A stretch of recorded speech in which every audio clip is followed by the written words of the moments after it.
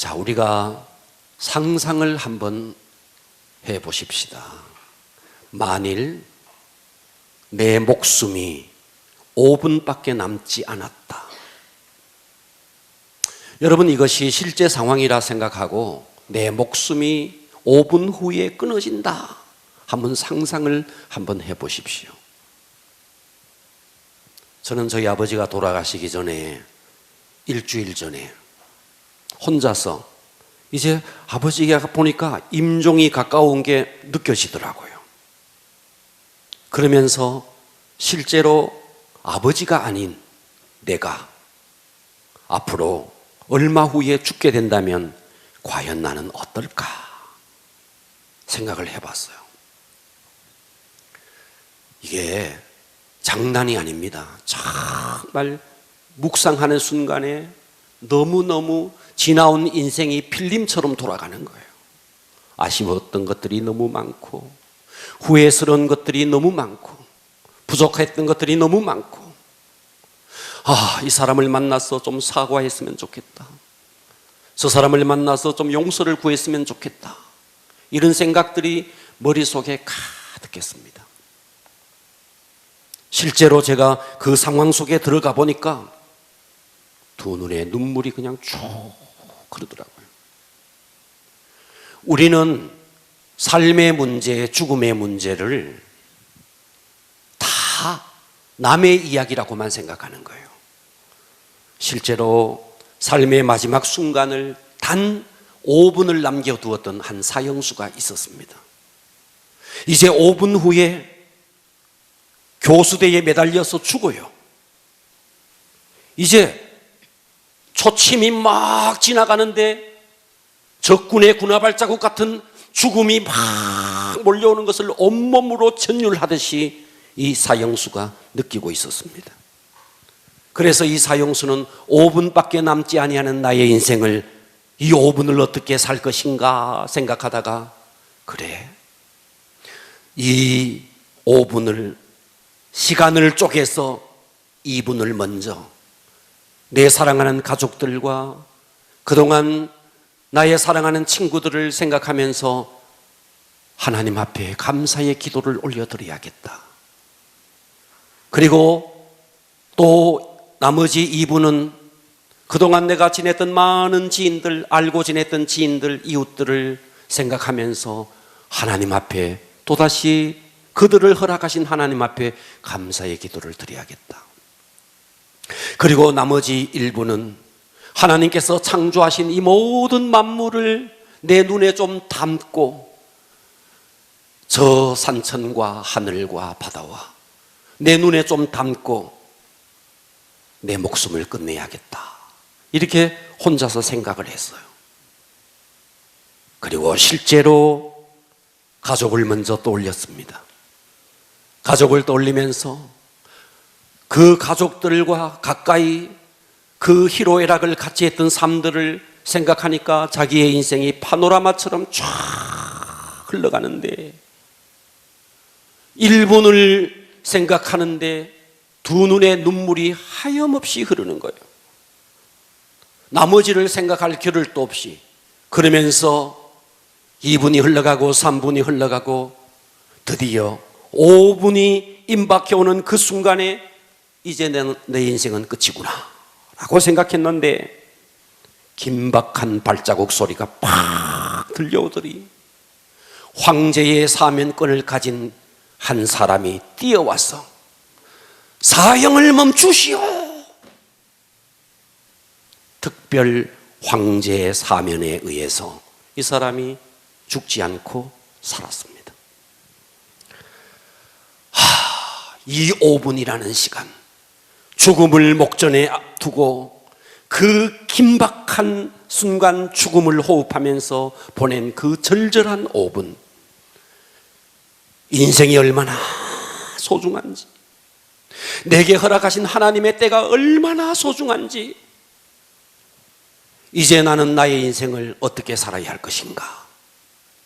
그래서 이 사람은 하나님께서 내게 주신 은사가 글을 쓰는 은사다. 그래서 남은 인생을 정말 치열하게 살아냅니다.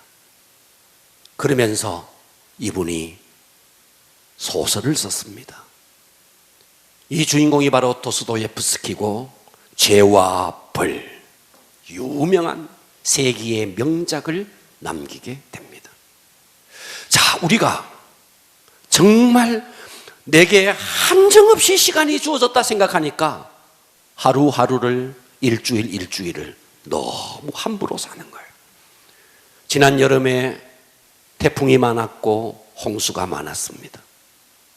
여러분, 홍수가 왜 홍수가 됩니까? 하늘에서 비가 내리는데 그 비를 잘 관리를 하지 못하니까 산사태가 나고 홍수가 되고, 농경지가 떠내려가고, 그 내리는 물을 잘 관리만 하면 홍수가 아니라 용수가 됩니다. 그래서 공업용수로도 쓰고 농업용수로도 씁니다. 그런데 우리는 그 비를 관리하지 못하니까 오히려 그 비가 우리에게 재해가 되는 것입니다. 하나님께서 우리에게 일정량의 시간을 주셨어요. 우리는 어제와 오늘이 똑같은 시간이 반복될 거라고 생각합니다. 여러분, 365일 곱하기 80, 약 한 3만 날이 됩니다. 3만 날, 약. 여러분, 오늘 하루 3만 날 중에 하루가 떠나간 거예요. 일주일을 살아내면 3만 날 가운데 7일이 떠나간 거예요. 한 달을 살았다면 3만 날 가운데 이미 30일이 떠나간 거예요. 언젠가 내 인생에 정해진 목적지, 정해진 시간이 있다고요. 그런데 우리는 어제와 오늘 똑같은 시간이 계속될 거라고 생각합니다. 사실은 그렇지 않는데 말입니다. 여러분, 태어난 이래 지금까지 지난해와 올해 우리는 또다시 2021년도가 올 거라고 생각합니다. 그런데 아십니까? 어떤 사람은 반드시 2021년도를 맞지 못합니다. 우리는 어제와 오늘 똑같은 날이 반복되니까 내일이 또다시 올 거라고 생각합니다. 그런데 어제 죽은 그 사람은 오늘을 맞지 못하는데 말입니다. 어제 죽은 그 사람은 우리가 맞고 있는 오늘을 전혀 다른 오늘을 맞고 있습니다. 여러분, 사람이 죽으면 두 종류의 사람으로 분류됩니다. 한 사람에게는 어떤 일이 벌어지느냐? 하늘로부터 하나님이 파송한 천사가 와서 천사의 영접을 통해서 하늘나라로 가고, 또 한 부류의 사람은 천사보다도 더 많은 어둠의 영, 악한 영이 와서 그의 영혼을 이끌고 음부로 갑니다. 오늘과 어제는 전혀 다른, 우리는 죽은 그 사람이 오늘을 맞고 있는데 우리는 그것을 실감하지를 못해요. 사실 그 사람은 절실한 오늘을 맞고 있는데 우리는 오늘이 또다시 내일로 계속 이어질 거라고 생각합니다. 여러분, 그러나 우리는 우리 할아버지가 갔던 그 길, 우리 할머니가 갔던 그 길, 우리 부모님이 갔던 그 길을 반드시 가야 합니다.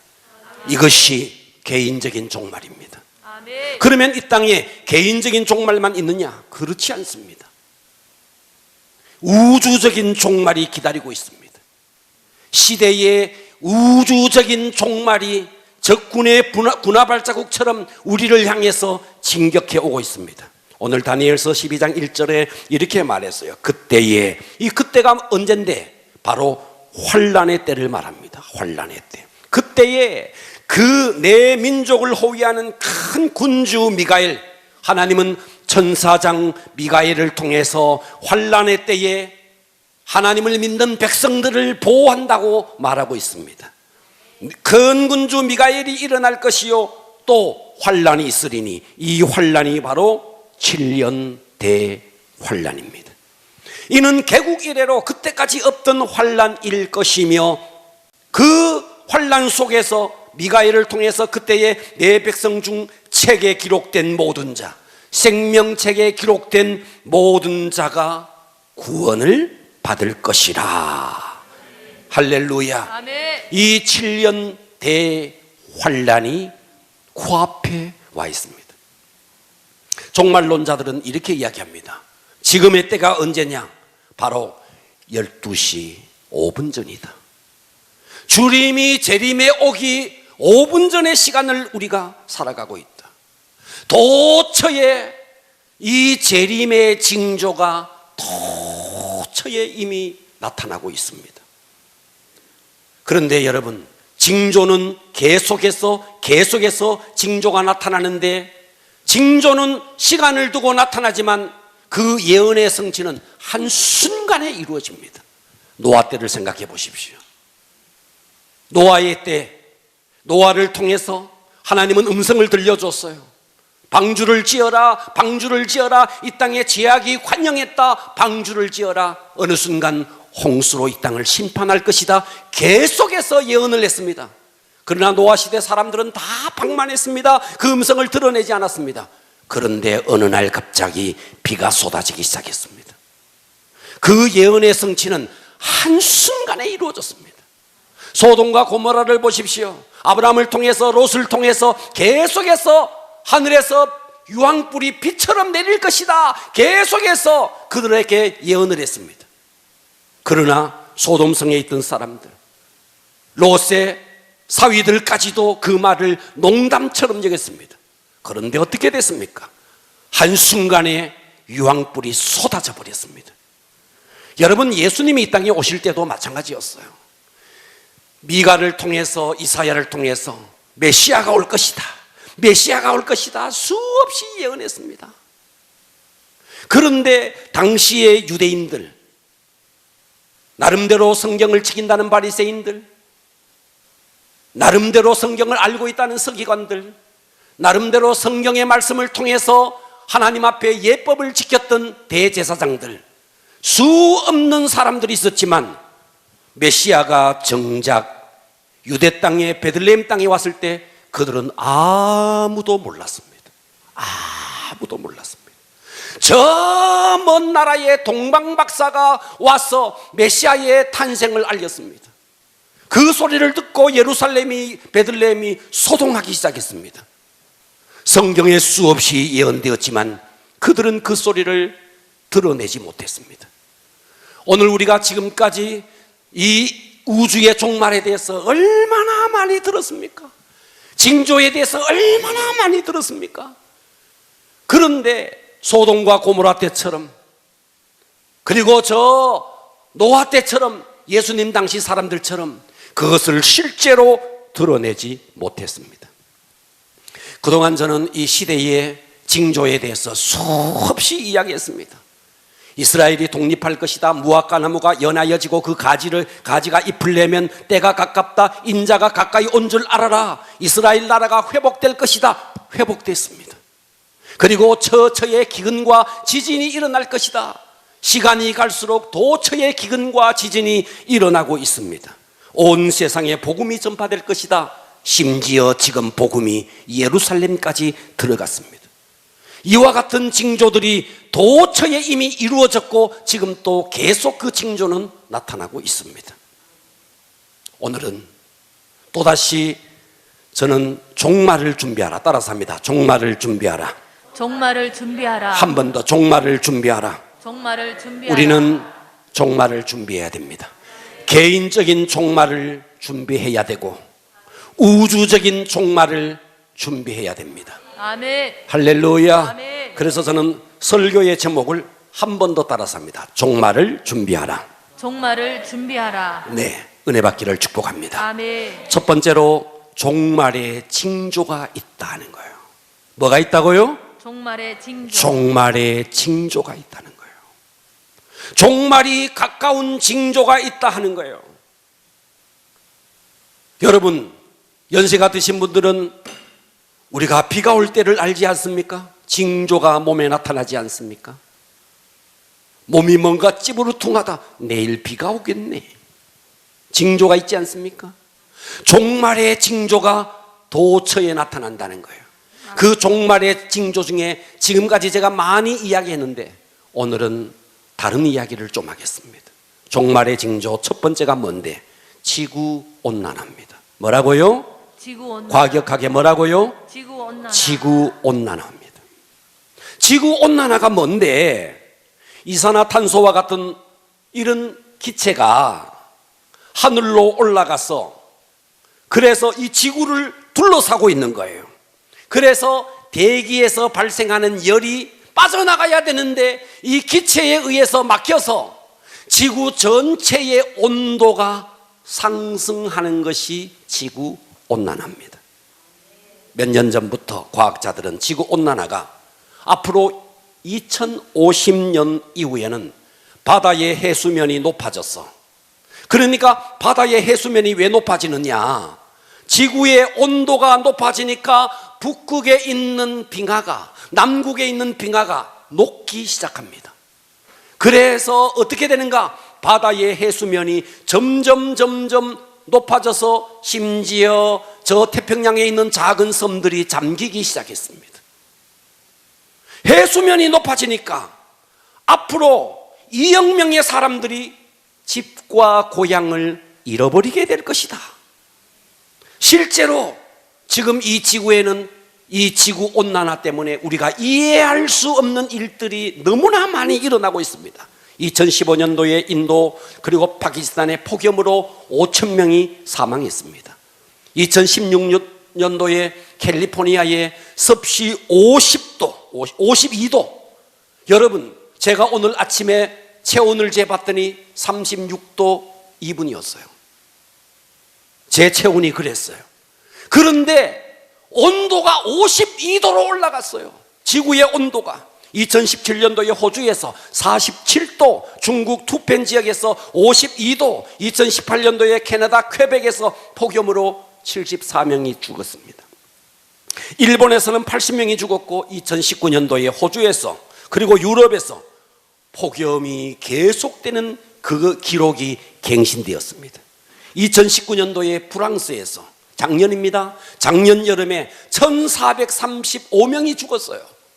폭염으로 1435명. 아니, 그 발달된 나라, 문명이 발달된 그 프랑스에서 한 해의 폭염으로 여름에 1435명이 죽었는데 사람들은 조용합니다. 2018년도에 폭염으로 우리나라에서 48명이 죽었고 4,526명이 병원에 입원했습니다. 날씨가 계속 여름에 지난 여름만 비가 와서 덥지 않았어요. 2018년도만 해도 엄청나게 더웠습니다. 폭염으로 들에서 농부들이 쓰러지고 그런 일들이 도처에서 일어났습니다. 그런데 우리는 이것을 하나의 뉴스로만 생각하고 넘기고 있습니다. 이 지구의 온난화가 재림의 징조라는 것입니다. 아멘. 지금 하늘과 땅과 바다에 일어나는 일들, 우리는 눈을 뜨고 똑똑하게 봐야 됩니다. 앞으로 이 땅이 어떻게 되는가? 지구가 1도가 올라가는데 지난 1000년 동안에 1도가 올라갔어요. 1000년 동안에 1도가 올라가니까 식물이나 인간이 서서히 1000년 만에 1도가 올라가니까 다 적응해 버렸어요. 그런데 1900년도에 산업혁명이 일어나면서 1900년부터 지난 100년까지 또다시 1도가 상승했습니다. 앞으로 계속해서 지구의 온난화는 가중화될 것입니다. 생각해 보세요. 광대한 지구에 그 어마어마한 해수 바다가 1도가 올라간다는 것은 이것은요 놀라운 일입니다. 냄비에 1도를 올리는 것은 금방 올라가요. 그런데 이 지구 전체, 바닷물 전체를 1도를 올린다는 것은 대단한 일이죠. 그런데 1000년 동안에 이루어진 일이 지난 100년 동안에 1도가 올라갔고 이 지구 온난화는 계속해서 가중되고 있습니다. 지구 온도가 상승함으로 남극, 북극에 지금 만년설이 녹아서 해수면이 계속 상승하고 있고 빙하가 만일 1%만 녹아도 해수면이 1m가 올라간답니다. 그런데 그렇게 되면 지구에 1m만 올라가면 그 지역에 사는 사람들이 다 이주를 해야 됩니다. 과학자들은 앞으로 100년 후에, 잘 들으십시오, 100년 후에 남극과 북극의 빙하가 100% 다 녹아버린답니다. 저의 이야기가 아니고 과학자들의 이야기입니다. 북극과 남극의 빙하가 다 녹아버리면 어떻게 되겠습니까? 1%만 녹아도 지구 해수면이 1m가 올라가는데 남극과 북극의 빙하가 다 녹아버리면 과연 이 지구는 어떻게 되겠습니까? 이것이 재난의 징조요, 재림의 징조라는 것입니다. 그래서 계시록은 7인이 떼지고 7 나팔이 부러지고 마지막 7 대접재앙이 쏟아지고 7 대접재앙이 끝나는 그 시점에 주님께서는 하늘을 가르고 이 땅에 재림에 오시는데, 이 주님이 재림에 오시는 그날이 이 지구에는 종말이라는 것입니다. 앞으로 더더욱더 지진과 온역과 전염병들이 계속 일어날 것입니다. 여러분, 전염병이 일어나면 전염병이 문제가 아니에요. 경제가 마비가 되는 거예요. 여러분, 지금 코로나를 한번 생각해 보세요. 코로나가 문제가 아니에요.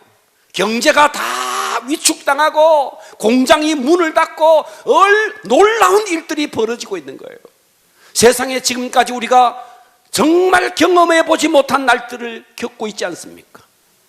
아니, 코로나라는 이런 일, 과거에는 이런 일이 없었어요. 그런데 이와 같은 일들이 일어나고 있지 않습니까? 이것이 바로 재난의 징조라는 것입니다.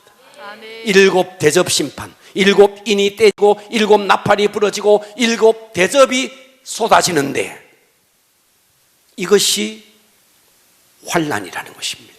자, 계시록 16장 1절을 갑니다. 또 내가 들으니 7년 대환난 중에서 7 대접재앙을 잠시 살펴볼 것입니다. 또 내가 들으니 성전에서 큰 음성이 나서 7 천사에게 말하되 너희는 가서 하나님의 진노의 7 대접을 땅에 쏟으라. 대접재앙이 시작됩니다. 첫 번째 천사가 나옵니다. 2절, 천사가 가서 그 대접을 땅에 쏟음에 짐승의 표를 받은 사람들과 그 우상에게 경배하는 자들에게 악하고 독한 종기가 나더라. 독한 종기재앙, 질병재앙이 온다는 것입니다. 3절 보십시오. 둘째 천사가 그 대접을 바다에 쏟음에 바다가 곧 죽은 자의 피같이 되니, 바다 가운데 모든 생물이 죽더라. 바다가 피같이 된대요. 죽은 자의 피같이 된대요. 그래서 바다에 있는 물고기들이, 생물들이 다 죽더라. 지구온난화와 직결되어 있습니다. 사실 이 재앙은요, 천사가 대접 재앙을 쏟아붓는 것처럼 보이지만 사실은 우리 인간이 만들어낸 결과물을 우리 인간이 당하고 있는 것입니다. 바다가 죽은 자의 피처럼 된대요. 이 말이 무슨 말이냐? 여러분, 지금 1년에 바다에 버려지는 쓰레기가 800만 톤이랍니다. 800만 톤. 2010년에서 2025년 사이에는 1억 5,500만 톤의 쓰레기가 바다에 버려졌습니다. 그래서 바다에 버려진 쓰레기들이 해수를 타고 바다에 그 기류를 타고 가다가 몰려서 이것이 섬이 되었어요. 쓰레기 섬이 되었어요. 태평양에 엄청난 쓰레기 섬이 생겨났습니다. 이것이 해류의 흐름을 타고 특정한 장소에 쓰레기들이 다 몰려서 섬이 된 거예요. 2011년도에 이 쓰레기 섬이 한국의 절반 정도의 면적이었는데 2019년도에 10년도 채 안 되어서 이 쓰레기 섬이 한국의 15배의 면적의 쓰레기 섬이 만들어졌습니다. 태평양 한복판에. 그리고 이것이 대서양에도 인도양에도 쓰레기 섬들이 만들어지고 있고, 어떤 사람들은 이 쓰레기 섬을 나라로, 국가로 지정해야 된다라고 야단하고 있습니다. 실제로 벌어지고 있는 일입니다. 이 엄청난 쓰레기가 누가 먹는데? 물고기들이 그것을 먹는다는 거예요. 그러니까 우리는 바다의 생선이 이제 더 이상 안전한 먹거리가 되지 않는다는 거예요. 그들이 우리 인간이 버려놓은 쓰레기들을 먹고, 그래서 지금 생물들이, 바다의 물고기들이 죽어가는 그러한 뉴스들을 우리는 많이 접하고 있습니다. 바다가 죽은 자의 피같이 되고 바다에 있는 생선들이 다 죽어간다는 거예요. 이런 일들이 지금 일어나고 있는데 이것이 재림의 징조라는 것입니다. 과학자들은 1950년부터 2003년도 사이에 바다의 생선이 29%가 감소했대요. 물고기들이 감소했대요. 계속. 왜? 물고기들이 살아갈 수 있는 조건이 못 되니까 바다가.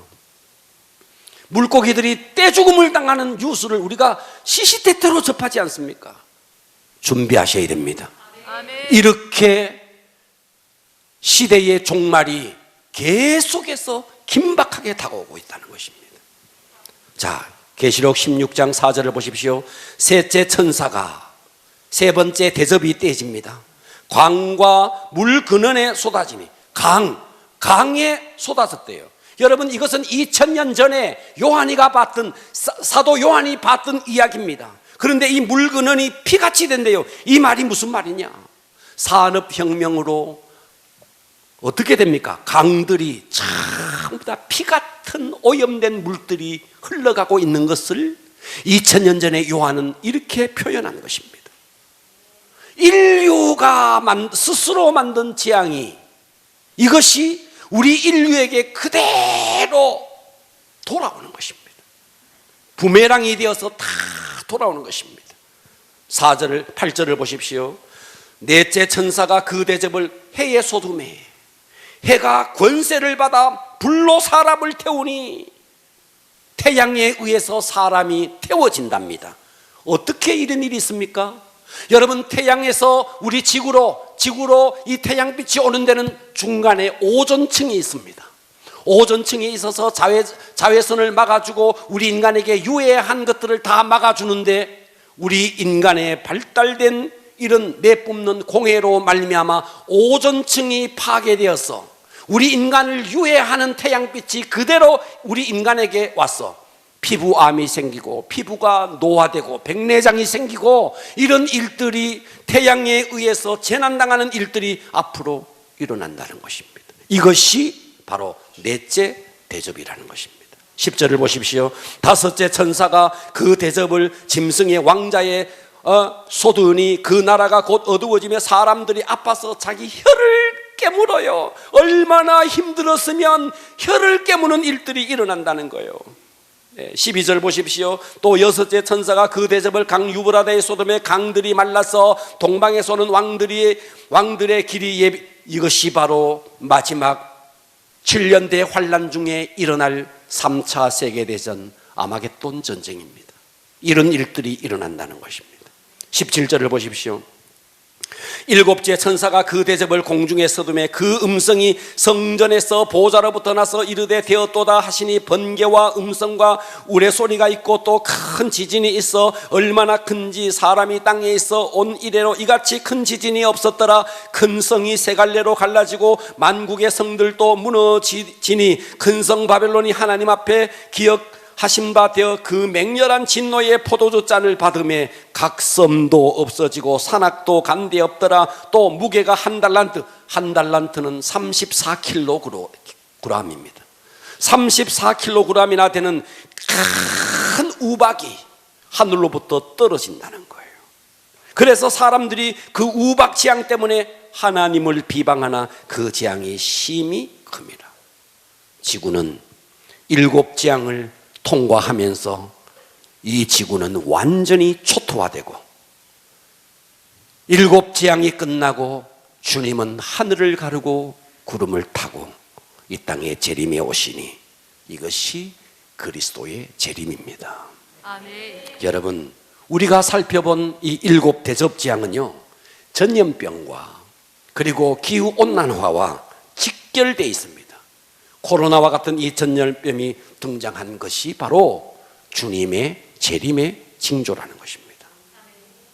주님의 재림이 임박해 와 있다는 거예요. 누가복음을 한번 볼까요? 누가복음 21장 25절에 이럴 성신의 징조가 있겠고 땅에서는 민족들이 바다와 파도의 성난 소리로 인하여 혼란 중에 곤고하리라. 사람들이 세상에 임할 일을 생각하고 무서워함으로 이 재림의 때 환란의 때 무서워함으로 기절을 하리니 이는 하늘의 권능들이 흔들리겠습니다. 그때 사람들이 인자가 구름을 타고 능력과 큰 영광으로 오는 것을 보리라. 얼마나 그 재난이 무서웠으면 무서워서 기절할 날이 온다는 것입니다. 바로 이것이 인류 생존에 걸린 재난, 7년 대환란, 이것이 지구의 온난화와 직결되어 있다는 것입니다. 유엔에서는 지구 표면이 40%가 사막화가 되어가고 있다. 여러분, 올해는요, 지난 여름에 비가 많아서 지금 황사가 지금 별로 없이 느껴지죠. 그런데 우리는 평년에 항상 황사 때문에 어려움을 겪었습니다. 그 황사가 뭡니까? 중국과 몽골 지역의 사막에 부는 그 먼지가 한국으로 날아온 겁니다. 그러니까 지구가 온난화가 되니까 지구의 40%가 사막이 되어가고 있다는 것입니다. 이 모든 재앙이 인간의 욕심과 이기심이 만들어낸 결과라는 것입니다. 여러분, 지금 이런 시대의 징조가 곳곳에 나타나는데 우리는 먹고 살기에 바빠서 정신없이 주님이 언제 오느냐? 먹고 살기 바빠서 그러다가 어느 날 덫에 걸리듯이 걸릴 날이 온다는 것입니다. 종말의 징조 두 번째를 보겠습니다. 지식의 증가입니다. 뭐라고요? 지식의 증가. 다니엘서 12장 4절을 보십시오. 다니엘아, 마지막 때까지 이 말을 간수하고 이 글을 봉함하라. 많은 사람들이 빨리 왕래하며 지식이. 여러분, 다니엘은 지금으로부터 2500년 전의 사람이에요. 2500년 전의 사람이 사람들의 왕래가 빨라진대요. 여러분, 지금 우리가 드리는 이 예배를 유튜브 영상을 통해서 실시간 방출되고 있고 다른 곳에서도 이 예배를 드리고 있습니다. 여러분, 이와 같은 지금 많은 사람들이 빨리 왕래하며 커뮤니케이션이 이토록 속도화가 이루어졌다는 겁니다. 지식이 더하리라. 요즘은 휴대폰 안에 네이버가 있습니다. 휴대폰 안에 다음, 구글이 다 있습니다. 클릭만 하면 전 세계의 정보를 한순간에 다 접할 수 있습니다. 이와 같은 이야기를 2500년 전에 다니엘이 이것을 예언했다는 겁니다. 그러니까 다니엘 시대에는 있을 수 없는 일이에요. 상상할 수 없는 일이에요. 그러나 우리는 이것을 실제로 경험하고 있는 겁니다. 지식이 증가하고 있고 사람들의 왕래가 빨라지고 있고. 동의할 수 있습니까? 아멘. 네. 유머 같은 이야기지만 뉴턴이 이런 말을 했어요. 앞으로 현재 인간의 수준으로 봤을 때 사람들은 자동차를 만들어 80km를 달릴 수 있을 것이다. 뉴턴이 이런 말을 했습니다. 80km를 달릴 수 있을 것이다. 뉴턴의 말을 듣고 볼테르가 이런 말을 했습니다. 뉴턴의 말은 허무맹랑하다. 그래서 뉴턴이 믿는 하나님을 믿을 수 없다. 뉴턴은 앞으로 80km 달리는 자동차가 만들어질 거다. 그런데 여러분, 80km가 뭡니까?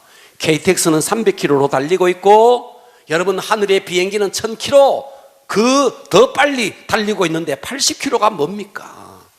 이 시대에 다니엘 때에 했던 이야기가 2500년 전에는 상상할 수 없는 이야기들이 지금 우리 시대에 그대로 우리가 눈으로 보고 목격하고 있지 않습니까? 이것이 바로 재림의 징조라는 것입니다. 그래서 12장 4절에 다니엘아, 마지막 때까지 이 말을 간수하고 이거를 봉함해라. 공개하지 마라. 왜? 공개해봤자 사람들이 알지 못한다. 그러나 우리는 알아요. 지식이 높아지고 있다는 거, 커뮤니케이션이 이렇게 발달되고 있다는 거 우리는 알고 있습니다. 종말의 징조 첫 번째, 물론 다른 많은 이야기들이 있어요. 지진과 기근과 그리고 전 세계 복음화가 되는 많은 일들이 있어요. 오늘은 지구 온난화와 지식의 증가, 커뮤니케이션의 발달, 이런 모든 것들이 재난의 징조라는 것입니다. 아멘. 그렇다면 두 번째, 이 종말 때를 맞이하는 우리 인생은 어떻게 살아야 되는가? 종말의 인생은 어떻게 살아야 되는가? 다니엘서 12장 2절을 보십시오. 땅의 티끌 가운데에서 자는 자 중에서 많은 사람들이 깨어나, 따라서 합니다. 영생을 받을 자. 영생을 받을 자. 여기에 두 종류의 사람이 나와요. 영생을 받을 자도 있겠고, 네, 오늘 여기에 속하기를 축원합니다. 아멘. 영생을 받을 자들도 있겠고 또 하나가 있습니다. 수치를 당하여 영원히 부끄러움을 당할 자도 있을 것이며, 성경은 딱 두 종류로 나누고 있습니다. 세상 사람들은 가진 자와 가지지 못한 자, 잘생긴 자와 못생긴 자, 있는 자와 없는 자, 세상 사람들은 그렇게 나눠요. 그러나 성경은 그렇게 나누지 않습니다. 영원히 영생을 누릴 자와 영원 무궁히 수치를 당할 자, 딱 두 가지. 그래서 첫 번째, 영원한 수치를 당하는 사람. 따라서 합니다. 영원한 수치를 당할 사람. 수치를 당할 사람. 두 번째는요, 영원한 생명을 누릴 사람. 이 두 종류로 나눠진다는 거예요. 듣고 계십니까? 아멘. 네, 영원한 수치, 영원한 부끄러움, 영원한 파멸. 네, 종종 사람들이 이렇게 말해요. 하나님이 사랑의 하나님이라 그러면서 우리 인간을 파멸하느냐고, 어떻게 우리 인간을 지옥으로 보낼 수 있느냐고 그렇게 이야기합니다. 모르는 소리입니다. 모르는 소리입니다. 성경은 이렇게 말했어요. 요한복음 3장 16절을 보십시오. 아들을 믿는 자에게는 뭐가 있고? 과격하게 뭐가 있고? 영생이 있다는 거예요. 아멘. 네. 그리고 아들에게 순종하지 아니하는 자는 영생을 보지 못하고 도리어 하나님의 진노가 그 위에 머물러 있느니라. 아멘. 그래서 예수님을 믿어서 영생에 들어갈 자와 순종하지 않고 믿지 아니함으로 영벌에 들어갈 두 종류로 나누어진다는 것입니다. 그런데 영생을 얻는 길은 사실은 좁은 길이에요. 그 길이 너무 협착해요. 아멘. 그러나 멸망으로 가는 길은 그 길이 너무 문도 크고 그 길도 넓다는 것입니다. 아멘. 부끄러움의 길, 파멸의 길, 그 길이 우리 앞에 놓여 있다는 겁니다. 아멘. 나오나가 나와서 테스 형 노래를 부르면서 먼저 가본 저 세상 어떤가요 테스 형? 가보니까 천국은 있던가요 테스 형? 있고 말고요. 있고 말고요. 가보니까 천국은 있던가요? 있고 말고요.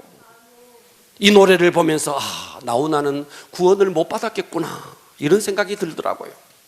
네. 가보니까 천국은 있던가요? 테스 형. 여러분은 무궁히 부끄러움을 당할 자 되겠습니까? 아니면 영원한 생명을 누릴 자가 되겠습니까? 선택은 여러분의 몫입니다. 아멘. 할렐루야. 아멘. 세 번째, 종말을 준비하라. 세 번째는요, 그렇다면 종말의 스타는 누구냐? 종말의 스타. 오늘 다니엘서 12장 3절을 보십시오. 지혜 있는 자는, 여러분 지혜 있기를 축복합니다. 아멘. 궁창의 빛은 별을 말합니다. 궁창의 빛같이 빛날 것이요. 별이 뭐예요? 별은 스타 아닙니까? 스타. 오늘날 젊은이들이 그토록 스타를 그리워하고 그토록 스타를 쫓아다니고 스타가 되기를 열망합니다. 그러나 이 땅의 스타는 한순간 있다가 없고 인기가 쭈그러들면 어느 날 목을 메고 별짓을 다 하는 스타. 그런 순간의 스타가 아니고 영원한 스타. 그 영원한 스타는 어떤 자냐? 12장 3절 하반절은 이렇게 말합니다. 많은 사람을 옳은 대로 돌아오게 한 자, 전도한 자라는 말이에요. 아멘. 아멘 합시다. 아멘. 많은 사람을 옳은 대로 돌아오게 한 자는 별과 같이 영원토록 빛나리라. 아멘. 그러니까 우리는 이제 남은 생애를 어떻게 살아야 가장 잘 사는가? 네. 이렇게 종말의 징조가 도처에 일어나는데 이 종말의 때는 딱 두 종류로 나누어진다. 영원한 생명을 누릴 자와 무궁히 수치를 당할 자로 나누어진다. 그래서 우리는 지혜로운 자가 되어서 하늘에 빛나는 별처럼 스타처럼 그런 자가 되어야 된다. 그런 자는 어떤 자이냐? 많은 사람을 옳은 대로 이끌어오는 자. 아멘. 할렐루야. 아멘. 종말이니까 소 잡자, 돼지 잡자, 잔치 벌이자. 종말이니까 야 직장 다닐 필요가 뭐가 있느냐? 직장 갈 필요 없다. 다 이런 소리들은 허무맹랑한 잘못된 소리들입니다. 그래서 스피노자의 네덜란드 철학자의 이야기가 큰 울림이 옵니다. 내일 지구의 종말이 오더라도 나는 한 그루의 사과나무를 심겠다. 내일 지구의 종말이 오더라도 나는 한 영혼을 찾아가서 구원하겠다. 아멘. 오늘 저와 여러분이 이런 지혜로운 자가 되어지기를 축복합니다. 할렐루야. 요즘 삶이 어렵고 경제가 어렵고 사람들이 다 그렇지만 정말 우리가 성경이 말하는 지혜로운 자 어떤 자이냐? 영혼을 구원하는 자라는 것입니다. 아멘. 솔로몬 왕이 말년에 먹을 것 다 먹어보고 마실 수 있는 술을 다 마셔보고 그랬던 솔로몬의 인생 마지막 고백이 뭐였어요? 헛되다. 모든 것이 헛되다. 그렇다면 이 해 아래 수고하는 모든 수고가 헛되다면 이 헛될 수밖에 없는 세상에 헛되지 않는 방법은 딱 하나, 영혼 구원입니다. 아멘. 종말이 가까울수록 세상은 요동합니다. 여러분, 국민연금이 어떻게 되는지 아십니까? 불과 몇십 년 후면 여러분들이 그토록 넣고 넣는 국민연금이 고갈 상태가 온답니다. 2057년도는 완전히 국민연금이 고갈된 상태.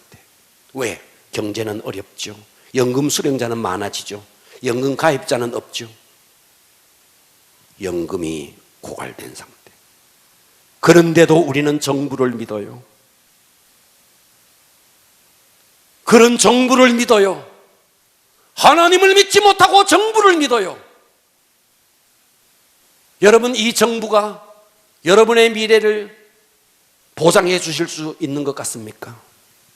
다니엘서 12장 1절 다시 봅니다. 그때 민족을 호위하는 큰 군주 미가엘, 하나님이 파송한 미가엘, 그가 환란이 있는데 개국 이래로 그때까지 없던 환란, 마지막 때 군대장관 미가엘이 천군 천사를 거느리고 와서, 하반절을 보십시오.